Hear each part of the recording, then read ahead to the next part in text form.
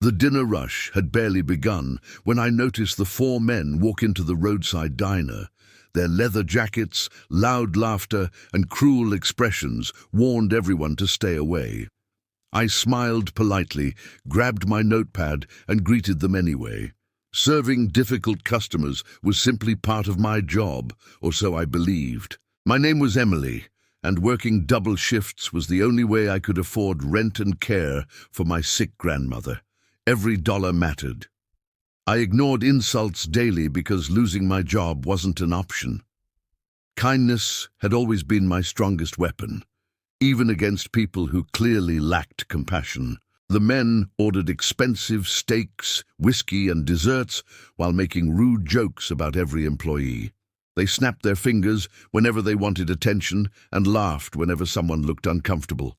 Other customers quietly finished their meals and hurried away, sensing that trouble was only moments from beginning. When I placed another round of drinks on their table, one man grabbed my wrist and refused to let go. His friends laughed loudly. I calmly asked him to release me. Instead, he tightened his grip, daring me to complain while the frightened manager watched helplessly nearby. I pulled my hand free and accidentally spilled whiskey across the table. The leader exploded with rage. He stood suddenly, shoved me backward, and cursed loudly.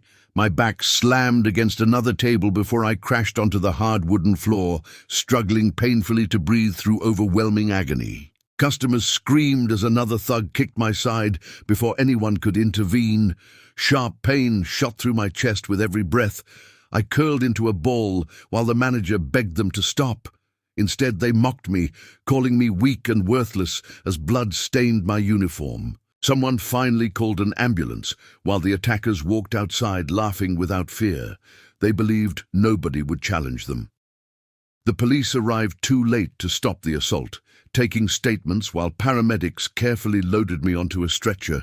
Every movement sent unbearable pain through my broken ribs and bruised body. Doctors confirmed several fractured ribs and internal bruising. Recovery would take weeks. My grandmother cried beside my hospital bed, blaming herself because I worked so hard supporting both of us. I squeezed her hand gently, promising everything would somehow become better, despite the terrible uncertainty surrounding our future. Across town, another man quietly received unexpected news. His name was Jack Malone, respected president of the largest local Hells Angels chapter. Despite his intimidating appearance, Jack demanded strict rules. Women, children, elderly people, and hardworking civilians were never to be harmed. Anyone breaking those rules answered directly to him. One of Jack's longtime members visited the hospital carrying flowers for another injured biker. Passing my room, he overheard nurses discussing the brutal attack. Curious, he watched security footage released to investigators. His face darkened immediately because he recognized one attacker wearing stolen Hells Angels support clothing without official membership or permission. The biker immediately contacted Jack, explaining everything. Jack watched the footage silently. His massive fists tightened until his knuckles turned white. Nobody in his organization tolerated cowards attacking defenseless women. Worse, those criminals were falsely using biker symbols, damaging decades spent protecting their club's reputation through strict internal discipline. Jack visited my hospital room wearing plain clothes instead of his leather vest. He introduced himself politely and apologized for what had happened. Confused, I listened quietly. He explained those men were imposters pretending to represent values they never deserved. His calm voice carried genuine anger beneath controlled words. I admitted I knew nothing about motorcycle clubs. Jack nodded respectfully. He promised justice would come legally if possible, but consequences would arrive regardless. Nobody destroyed innocent lives while hiding behind stolen symbols. Before leaving, he secretly paid every hospital bill without expecting gratitude or public recognition afterward. Meanwhile, Jack gathered every chapter member inside their clubhouse. He played the security video on a large screen. Silence filled the room. Veteran bikers looked disgusted. Everyone unanimously agreed those attackers disgraced everything honorable riders stood for. Orders spread quickly throughout neighboring chapters to identify every man responsible immediately. Finding them proved surprisingly easy. The thugs regularly bragged inside bars, believing fear guaranteed safety. They laughed about breaking a waitress's ribs. Unfortunately for them, several bartenders quietly informed trusted bikers where those men celebrated every weekend. Pride often becomes the greatest weakness of arrogant criminals, seeking attention constantly. Jack refused reckless revenge. Instead, members gathered surveillance, photographs, witness statements, and recordings showing countless violent crimes committed by the gang.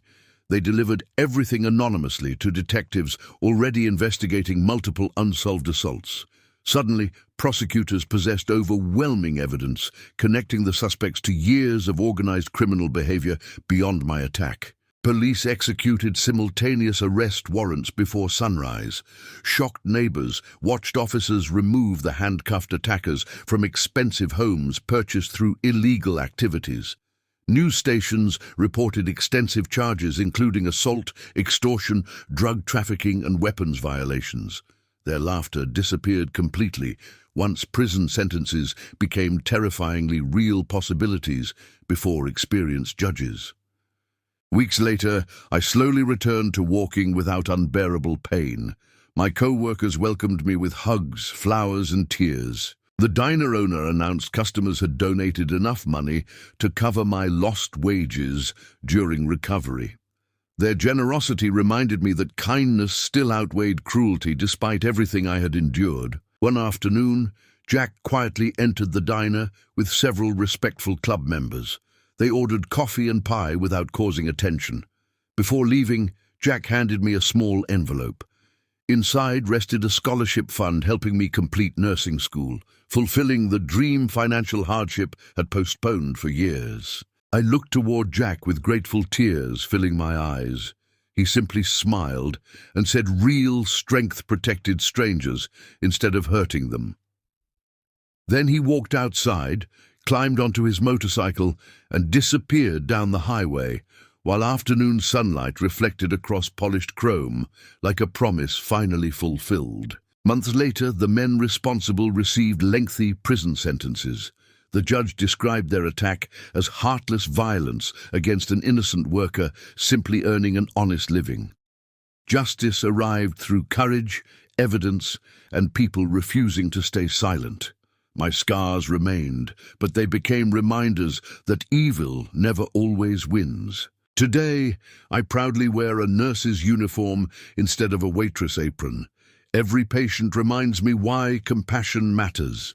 Whenever fear whispers that cruelty controls the world, I remember ordinary citizens, determined detectives, generous strangers, and one biker leader proving honor depends on actions rather than appearances or frightening reputations.